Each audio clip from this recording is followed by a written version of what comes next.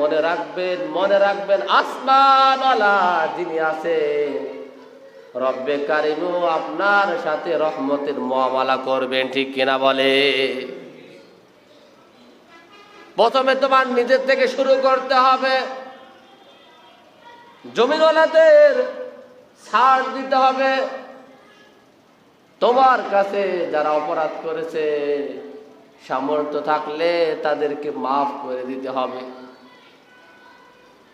Customer, শ্রমিক, salesman যারা আছে তাদের প্রতি রহম দিল।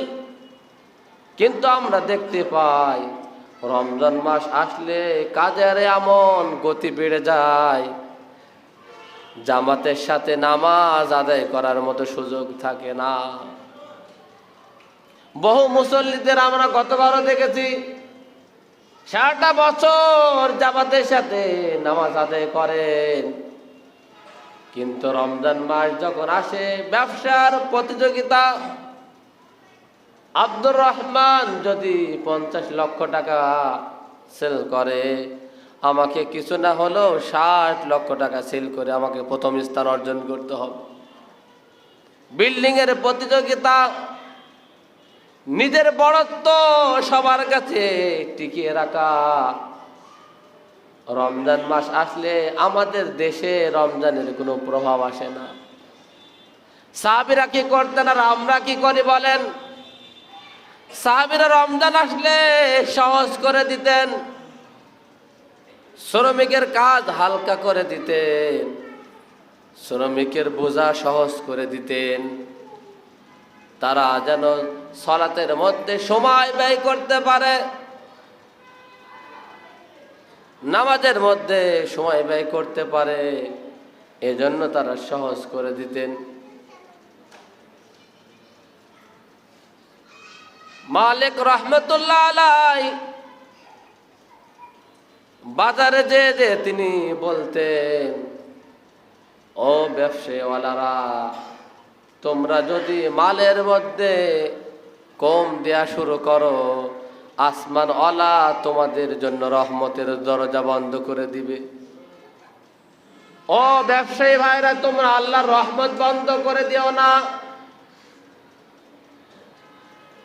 ও ওজনকারী, তুমি আল্লাহর রহমত বন্ধ করে দিও না। আসমানি সাহায্য তুমি বন্ধ করে দিও না।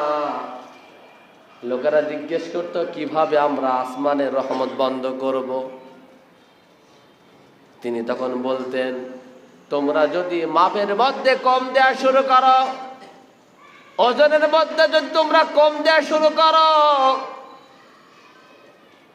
মাল বিক্রি করার সময় যদি বলো এটা বাংলাদেশি মাল নয়, এটা অমুক দেশের মাল, মালের রেট বাড়ানোর জন্য যদি তুমি মিথ্যার আশ্রয় নিয়ে থাকো, তাহলে সাময়িক কিছু সম্পদ তো তুমি অর্জন করলে, কিন্তু তুমি কাস্টমারের সাথে দুর্নীতি প্রতারণা করার কারণে আসমানওয়ালা তোমার থেকে বরকতের দরজা তুলে নিবে। বলেন নাউজুবিল্লাহ। সামনে আমাদের রহমতের মাস, আর মাত্র 4 দিন। নেকির কাজের প্রতিযোগিতা শুরু করে দিন,